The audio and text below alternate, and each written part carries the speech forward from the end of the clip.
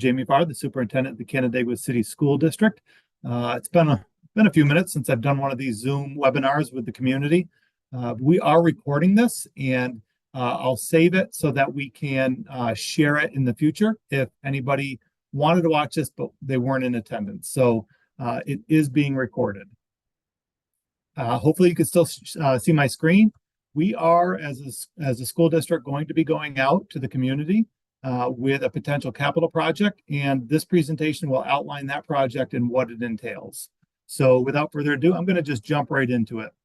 And so kind of the basic information you need to know about this capital project is we are calling it the Revitalization Capital Project. We have a number of facilities across our campus and across our district that is in need of revitalization in order to protect our all of our buildings, all of our assets. We need to revitalize them and make sure they're in sound working order.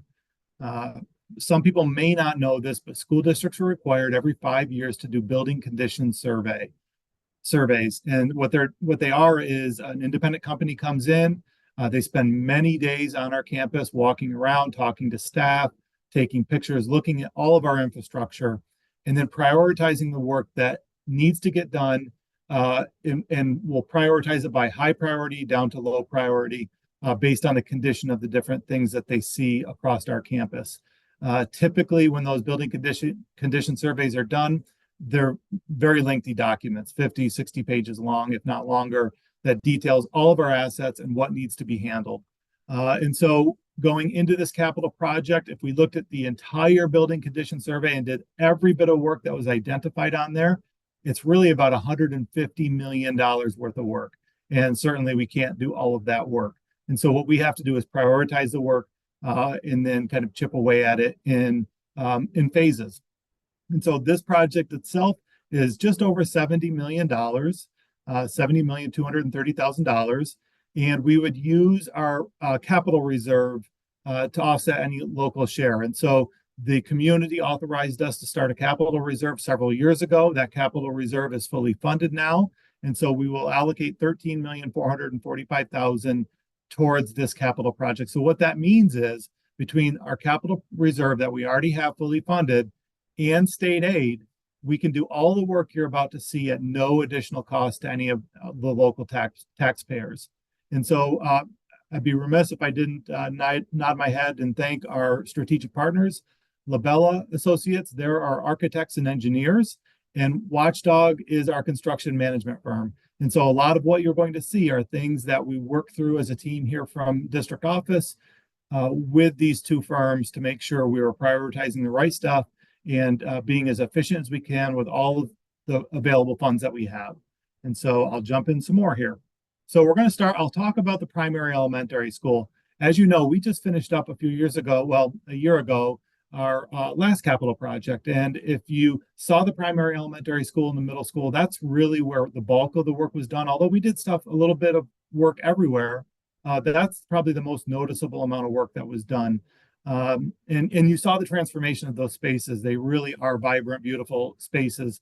After that work is finished, cleaner, healthier spaces for our staff and students to work in every single day. And so we still have more work to do at the primary elementary school, about $18 million worth of work. You can see those two buildings were constructed, the elementary in 1948 and the primary in 1955. And so they're older structures for us, and they're beautiful structures in really good shape overall, but work needs to be done. One of the things we need to do is reconstruct the parking lot on the back side of the building. And I'll talk more about all of these things momentarily.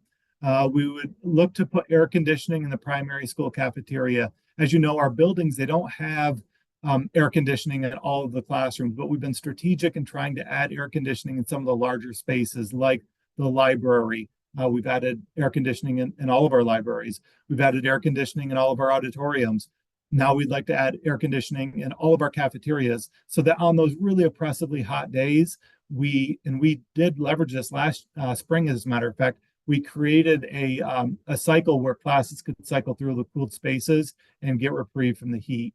And so we would look to add air conditioning to the primary school cafeteria, also the elementary school cafeteria, and the attached LGI, we would also add air conditioning. we would replace all of the playgrounds. The playgrounds are very popular not only in the school day, but in the evenings and in the summer. Families use them often, and they're at a point where they really need to be replaced. They're often broken, and we're trying to repair them, but I'll talk more about that shortly. We do have some roof restoration that needs to happen at the primary elementary school, and so we're looking forward to getting that taken care of. It's just like anything else. It's either you fix it or you risk the water damage and everything else that comes along with that. We would look to do the bus loop sidewalk and restore that, reconstruct it, and then perimeter fencing and a vehicle gate. I'll talk a bit about that in a minute too. And so here's the map, kind of the overview map of the primary elementary school. The parking lot I referenced is on the backside, and so it's where all families enter, and many of our staff. They do their drop off and pick up here. So we would redo all of that asphalt and reconstruct it, reline it, restripe it, everything. You'll also see this black line here. What we are looking to do is to put in an 8-foot tall fence there. And the reason we're thinking that's a good idea is there is a public access trail that runs through here. This is all of our property, but because people are accessing this public access trail, we want to make sure they're not able to come through the woods and onto our property where we have kids that are outside for recess and things like that. It's a safety measure. And so we're looking to add that. Like I said, reconstruct the playground here on the primary side and on the elementary side, and also build a playground for our UPK students in this courtyard here. I'll talk more about that in a little bit. Redo the asphalt here with the basketball courts and new basketball rims, and redo the asphalt over on the primary side too. And then, a variety of different things that, like I said, the sidewalk around the bus loop, and then just a new pad for our dumpster to sit on because that's deteriorating. So really getting into the playgrounds, these are the actual design concepts. They're not what's set in stone. It's not saying that this is the one we're absolutely doing. We will talk a lot more about it with some stakeholder groups, but this is the design that came up for our UPK students. It would go in that courtyard where we don't currently have a playground. And there's sandboxes and other toys for our UPK students to use at recess. But this playground specifically is designed for that age level to be challenging yet safe. And so this is the playground we're looking at adding in that space. And then this would be the primary side playground. Again, it maybe isn't going to be exactly like this, but it could be if that's what the stakeholder group decides is the best option. And so with this one, you'll see there's multiple stations. So there's a station back here. There's swing set stations. There's a farm station here. There's kind of more like a flower and bug station here and another one over here. And, there's all these different stations. So we can break up the classes into different stations. They can rotate through. They can have different days at the different stations and really enjoy those spaces. I'll also point out that the surface around the playground, if you've been to Motion Junction on Outhouse Road, it's a similar surface to that, kind of like a turf. So it's not mulch, it's not rubberized pellets. It's almost like a turfed surface that's A, safer, and B, cleaner. And so that would be all around the playground area. So that's the primary side. And then here's the elementary side. Same thing. There's multiple stations where we could separate the classes and have different play stations. And they would still have the lollipop station and the Gaga pit station and things like that. Those would remain. But you can see all the various stations that would be here. Same thing. The surface would not be mulch or rubberized pellets. It would be that turf type product that's over at Motion Junction on Outhouse Road, which is safer and cleaner. And so this is the concept it would look like. We're partnering with a playground firm that this is their expertise, and they know what equipment is appropriate for which grade levels to really challenge them, but also be safe. And so that's what the playgrounds would look like if we were to move forward with this capital project and the community approved it. And here's some pictures of our current playground. And you can see kind of it's a mixture of mulch and rubberized pellets, and some of the matting is coming up through, as are the weeds. Just the equipment is failing. We've had to shut some of it down because it's beyond repair, so we can't use some of it anymore. Here's some more photos of it. Again, all of this would be cleaned up. It would be that turfed surface with the different play stations throughout. But again, it's just really getting old and in rough shape. I talked about the parking lot and the asphalt. So this is one of the pictures of the sidewalk area and the rail going down. You can see how corroded it is, how it's leaning. In fact, some of the bottoms aren't even attached to the ground anymore because they're corroded right through. So this would all be replaced with new asphalt, new railings in a much safer manner. You could see where it's starting to deteriorate here. And even with these projects, so we're voting in December, and I'll talk timeline in a little bit, but we have to be thinking 3 or 4 to 5 years out, because by the time the work actually is completed, that's how far away it is. It's 3 to 4 to 5 years from now in many instances. And so when we start seeing some of this deterioration, we know we need to address it in an upcoming project. Otherwise, by the time we can actually get all the approvals, it could be in a state of disrepair at that point and really dangerous. So again, this is around the bus loop at the primary elementary school where we said we'd replace all the sidewalk. And again, you can kind of see it starting to crack and deteriorate a bit. And here's another picture of that. I mentioned our previous capital project, and this is a photo of the result of that. This is the primary school cafeteria and kitchen, completely remodeled, beautiful space. Just really a great upgrade for our district, for our students and staff. But we're looking to add air conditioning to this space. All of our cafeterias throughout the district, we're looking to add air conditioning. So on those hot days, we have places where classes can go to get reprieve. Again, we already have AC in the auditoriums and in the libraries. We're just looking to add it to more large spaces so that people can move about. And this is the elementary school cafeteria. Again, looking to add air conditioning to this space, and then attached to it is a large group instruction room. We had added there as well.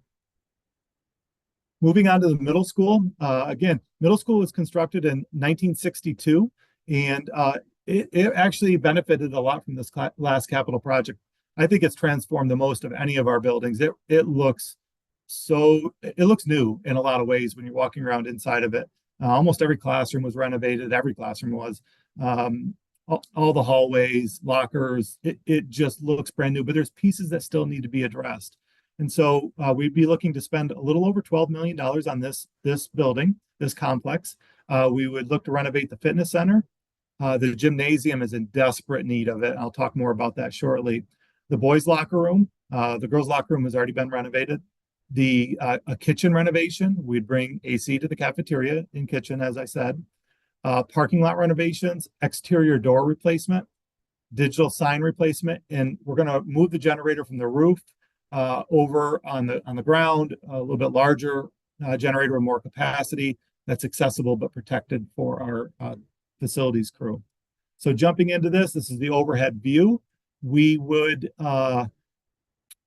re-asphalt the lollipop loop. You may have noticed that our own maintenance and facilities crew added all these parking spaces here. They had some capacity to do that. So it will reduce some of the cost for this area, but it will be all redone in asphalt. So it's smooth and it matches all the way through. But, really thankful that our maintenance crew could do some of that now. We have a digital sign here by the bus loop. Remember, this bus loop was just redone. And we have a digital sign here by the main drive into the middle school. Both of those signs are so old that when we've had issues with them recently, we can't get parts. And in fact, they won't service them anymore. And so we'd like to replace both of those so that we can use it as a means to communicate with the community, with families. And then everything you see here on this side, all of these lots would be completely redone. And they're in pretty rough shape and in need of that. And so, and then the generator would come off the roof and be placed right over here in a protected area. So this is the gymnasium, and I'll show you a couple pictures of it, but you can see in this photo, the bleachers are really starting to get broken up. They're older, certainly. Just the walls, everything needs to be freshened up. The backboards are really kind of outdated wooden backboards that would become glass backboards that can raise and lower, like we did in the primary elementary school in their gym renovation in the last project. Also, the floor is incredibly slippery. We've been struggling with that for about 6 years now. The floor is way beyond life expectancy. We can't sand it anymore. There's not enough wood to sand anymore. And so we'd replace all of that. We'd have new bleachers, paint, And then also you can see here, for example, the pads, they're really beat up and in rough shape. And so we'll worry about that much longer, how much protection that provides for students. And so, that would all be replaced as well. And it'd be a brand new gym, a completely brand new gymnasium, which is desperately needed. The boys' locker room, as you can see in this part of the corner, we actually put new lockers in there and kind of hard surface here, non-porous hard surface. So we have new lockers in there, but you can see the rest is in really rough shape. And so the tile work, the facilities in here, this would all be renovated and new and kind of reconfigured a little bit. So there's privacy for students. And again, you can kind of see the facilities here, just, really rough shape, and we'd like to renovate that. The fitness facility actually used to be a locker room, so it's been kind of reallocated as a fitness facility, and it's very popular. It's used by students and staff constantly. Even academy students and academy staff will come down and use it if the academy fitness centers are full, or just because they like to come to this one. And so it's a nice space, but it definitely needs to be freshened up and reconfigured. They have a couple rooms, and it's hard to see in this picture, but some rooms behind this wall and kind of over in here too. We'd like to open the space up and really just maximize the space because it's pretty choppy. And if a staff member is running something in there with students, it's hard to have supervision over everybody. And so we would look to freshen that space up and more efficiently use the space that's available to us. Here's one of the digital signs that's outdated and really beyond repair at this point. And so we'd look to replace both of them, but that's just one of them. Also, I mentioned the doors. On the left here, you can see the current doors at the middle school with the glass panels, 4 glass panels. These are the doors we have pretty much across the district, and we're regularly repairing those doors so they function properly. And then you'll see the doors on the right. These are the doors that we used a lot of those in our previous capital project. We put a lot of those doors in. They only have 2 window panels. They're much more safe and secure. And we've put a lot of these in at the primary and elementary school and some at the middle school. But our intention would be to finish off our entire district with those doors. Those are exterior doors. And so we would look to put those on every single exterior door that hasn't already been replaced by the time we get to the capital project. And if you've used these doors, they're heavy. They're really much, much more secure than what we currently have. And then here's a parking lot. You can see it just already starting to deteriorate at the middle school. This is reflective, on this whole side of the building. It really needs to be taken care of because by the time we get to it in 3 or 4 years, it is going to be in really rough shape. And here's another picture of the parking lot and how it's sinking and holding water, and we have a lot of cracks throughout it. This is the cafeteria in the middle school, and I'm just sharing this picture because we would intend to, as I said, air condition this space as well, so it's another large space with AC. This is the middle school kitchen where we would look to renovate it. We actually have a lot of great new equipment in this space. So it's not necessarily the equipment there'll be some of that, but not necessarily that, but reconfiguring the space to be more efficient. We did that at the primary school kitchen and a little bit at the elementary school kitchen.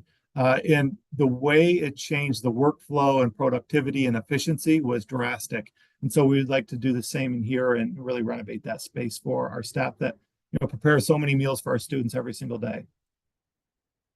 At the academy, again, that was constructed in 1990. Everyone still refers to it as the new academy. But if you're doing math, it's 34 years old, 34 years old, 33 based on when it was open, but 34 based on when it was constructed. And it needs the bulk of the work. And so when we look at this $70 million capital project, 30 million of it is at the academy.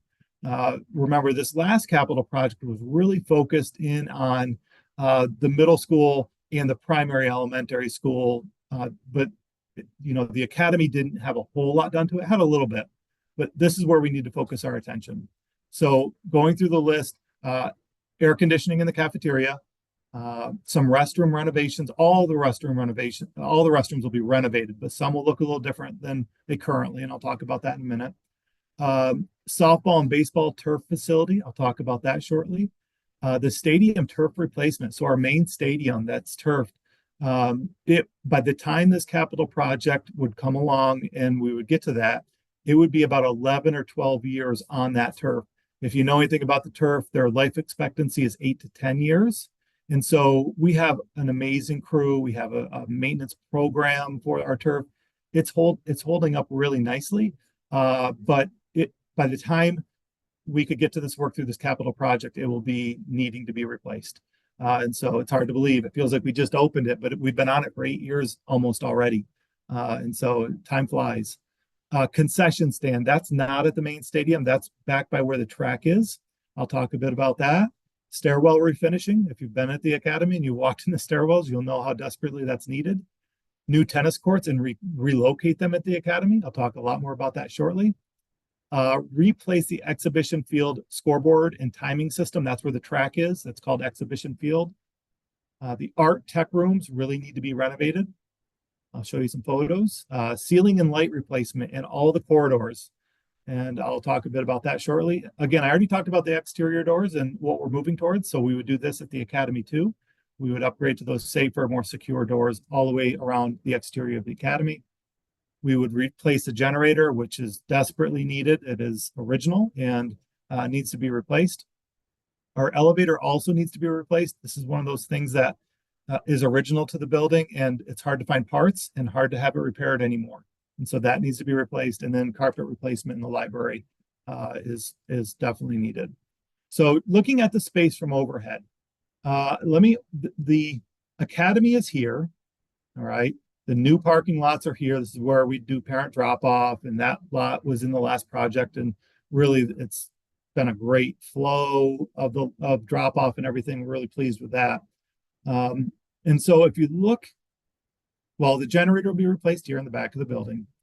If you look here, this is where our current tennis courts are. And there's 6 courts. Those courts have been redone many times over, and they continue to crumble. I'll show you photos of that soon. But for whatever reason, that location is not working. So what we would look to do is to relocate them over near the faculty parking. And what you'll see is now there's 8 courts, not 6. 8 courts is what's necessary or preferred for varsity. Currently, our varsity and JV teams compete at the middle school. And so this might make it so that our varsity and JV teams can compete at the academy where they go to school. We do need to relocate the discus over to this area in order to accommodate that, but it's doable. And then what we would do with the old courts is just turn it into grass, a grass field area.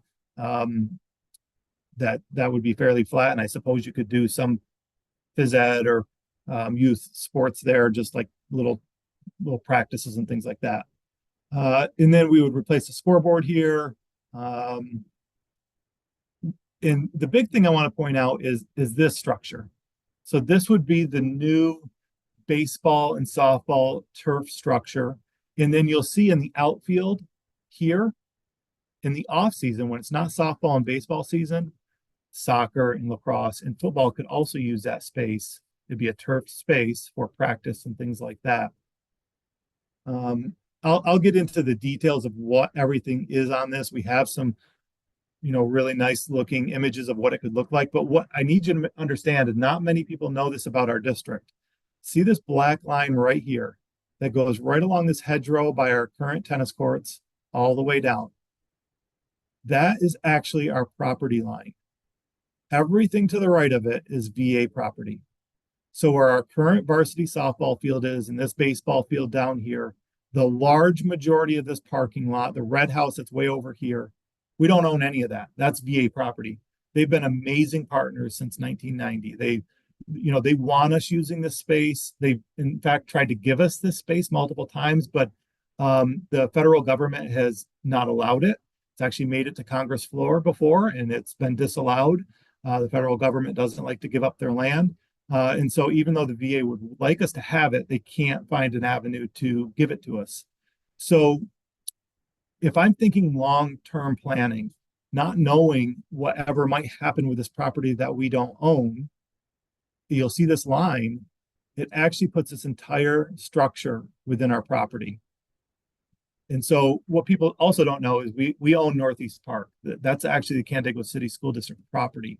So if we ever did lose that property, we have an access trail to the park here. We would have to take that back over from the city, create extra parking, and it'd be a bit of a walk to the academy because we would lose all this parking. I don't anticipate we would lose any of it, but you just never know what the future brings, and you need to plan accordingly. And so again, this entire turf complex would be on our property, which is very important. But this space is tight. I mean, our other property line is right here, along here, by the faculty parking back, almost between that hill and the farm field. That's our property line over to here. It is very narrow, tight space, and you can see we've capitalized on every bit of space we have. So let's just jump into what it might look like. So this is the faculty parking lot, and here are what would be the new tennis courts, the varsity and JV tennis courts right here on the academy campus, which would be a really nice thing for our program to have that here. The discus would be relocated down here, and so that's what that would look like. The softball and baseball facility, they can play simultaneously. This is designed by the same group that designed Webster Thomas, if you've ever seen that. And it's almost identically designed. So these are outfield fences that are temporary. So they would be put up for the entirety of the season and then taken down for the off season. And so they are meant to be moved. They're sturdy, they're nice. It is exactly what Webster Thomas has. So, and like I said, softball and baseball could play simultaneously on this facility. This is the baseball side. And where the stadium is, our current stadium, it's over here, kind of where my cursor is. One of the other angles will have a better view, and I'll show you that in a minute. This is the visitor dugout. This is a small pole barn for any of the kind of equipment for grounds or for the sport programs. It's not a very large one. It probably looks larger than what it actually is, but it would store some of our equipment to keep it out of the elements to help it last longer. So you see a bleacher section here. You see a bleacher section here. This is the home dugout. And above the home dugout would be an area where the PA announcer and scores would go and sit. Currently, they sit almost right with the crowd, and it's very distracting. We tried a bunch of different solutions to that, and none of them have worked, but this would be an ideal setup.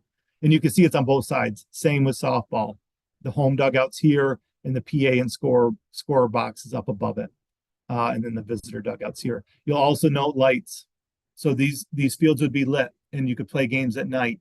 Currently, we don't have that on either of our fields. I also want to mention this past year was really tough with actually the last few years with the amount of rain we've had. We've had a significant amount of rain to the point where we really only had one baseball field that was in good shape, and that was at Evans Field. Our other baseball fields were underwater for the majority of the season, and it was really challenging to get all the games in.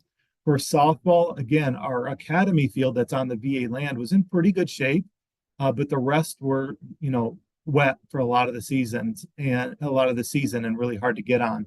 This would alleviate so much of that. So we could have varsity and possibly JV play here. You'd have Evans Field for JV or modified, and you would have our current varsity field for JV. And then the field that's at the middle school that our JV currently uses could be for modified. So the modified kids wouldn't have to go to the middle school all the way down to the primary elementary school for their practice, which is complicated for families. And so it would make things so much more convenient to have all the fields on the campus where the kids attend school. That's what this would do. And here's another angle. So again, you can see the stadium here, our current stadium, our softball field, and then our baseball field. You can see the bounce back wall here, and then the box is over in this area. And so what this would have is we'd have batting cages and pitcher cages in these little grassy areas here and here. We have the scoreboards here and here. Oh, no, here. Sorry about that. And then we have lights on the field. What we also have is along the stadium fence line, a 30-foot tall net for foul balls. Again, that's a standard that other schools have, and it seems to work really well to keep errant balls from going in the stadium, so forth and so on. But that's what that would look like.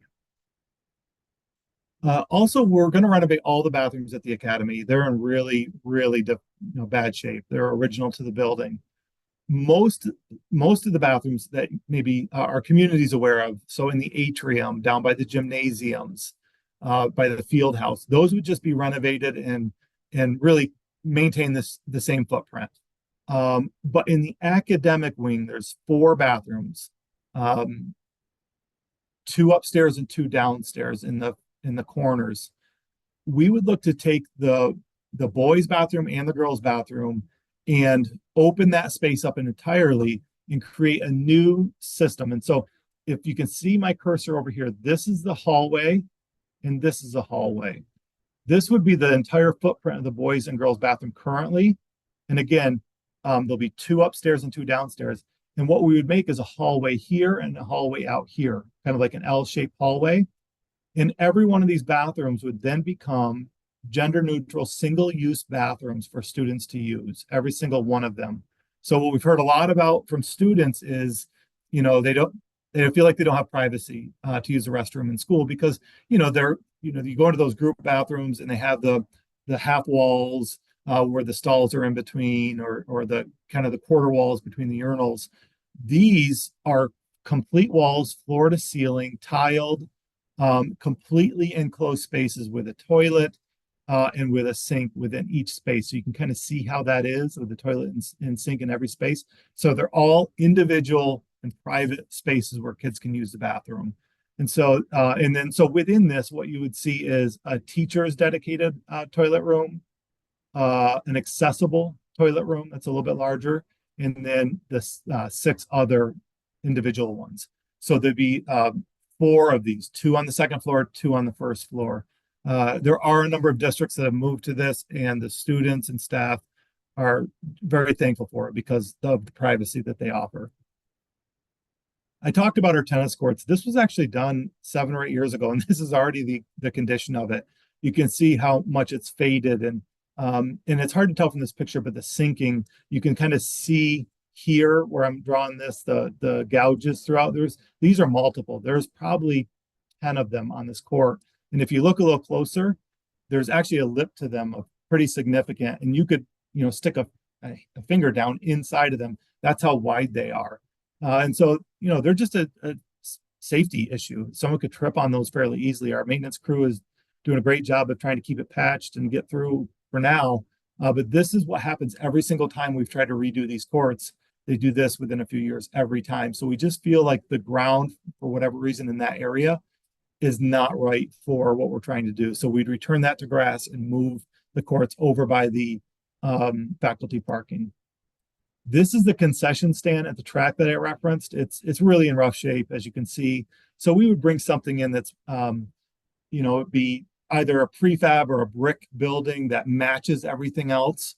And then we clean up all this area. There's so many tripping hazards, and they're not really accessible for someone with a cane or a walker or a wheelchair. But we clean it all up with hard surface and make it look really nice, like everything else on the campus.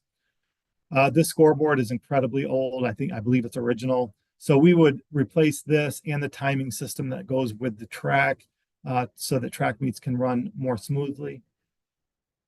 These are just a couple of the stairwells, but you can see the corrosion on all the risers here.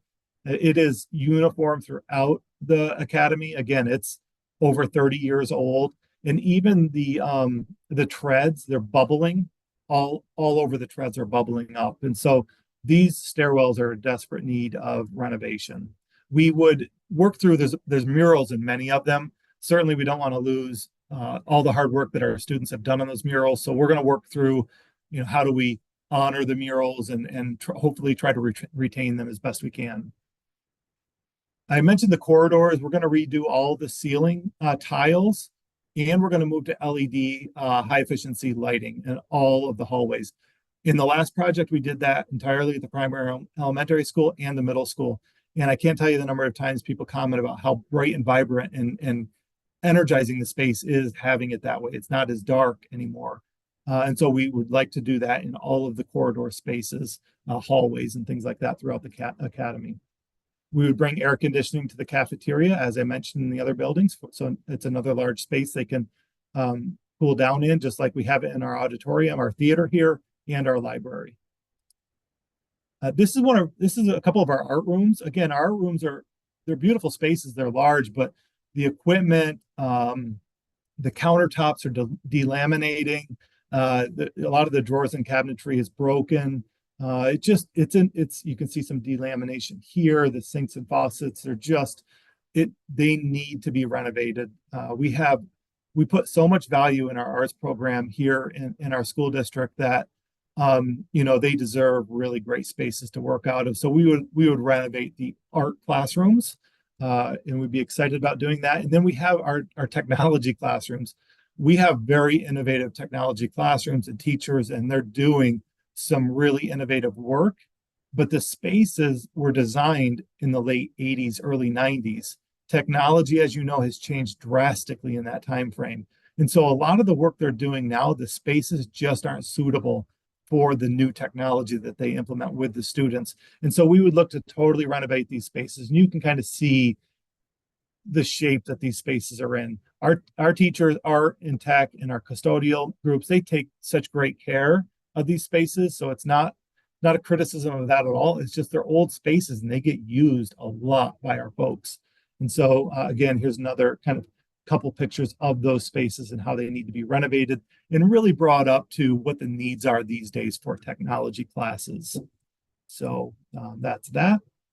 Our operations center was built in 2006, and we're looking to spend just under $6 million there. And it's pretty straightforward stuff. There's two things: the blacktop restoration. So all the asphalt, this is original, and we're closing in on 20 years with this asphalt, and we have all these buses driving on it and vehicles every day. And so it's starting to break down. The gas tank area would be brought up to standard. And then since we're tearing up the parking lot, we need to.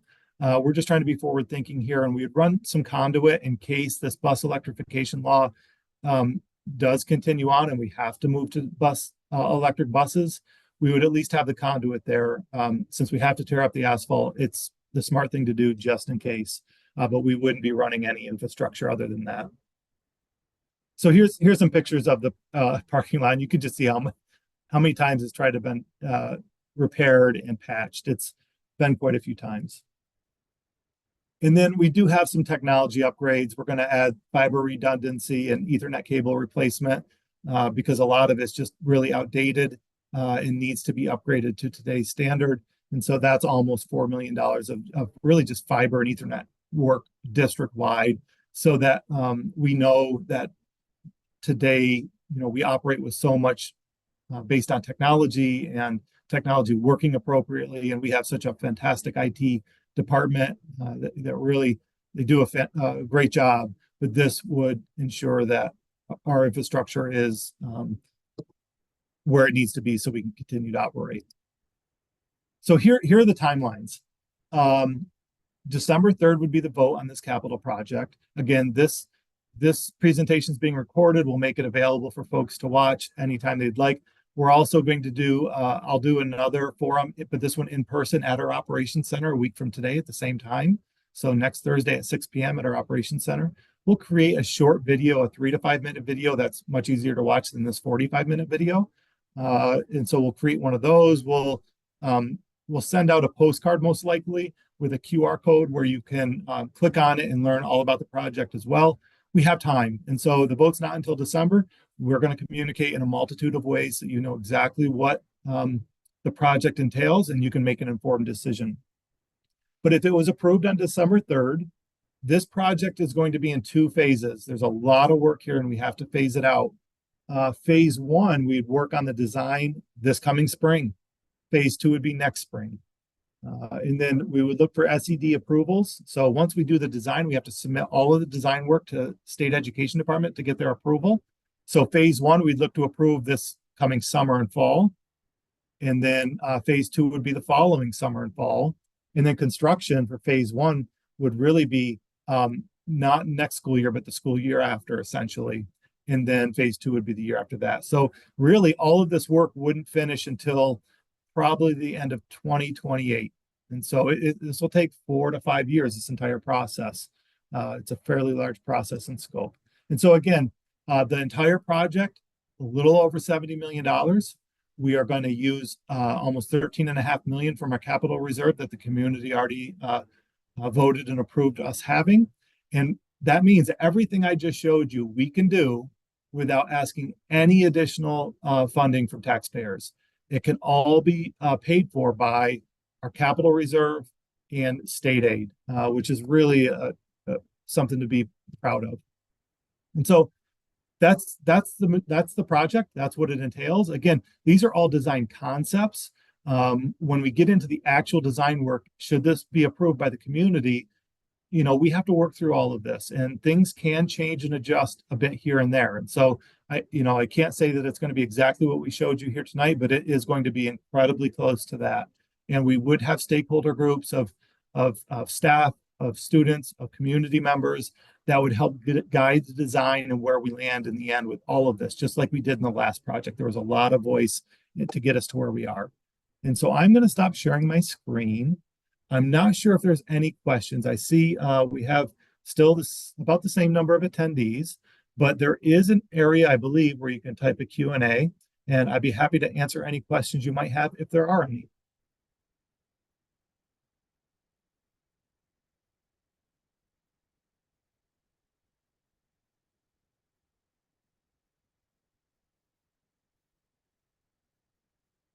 Just pausing to make sure there's not any that people are typing.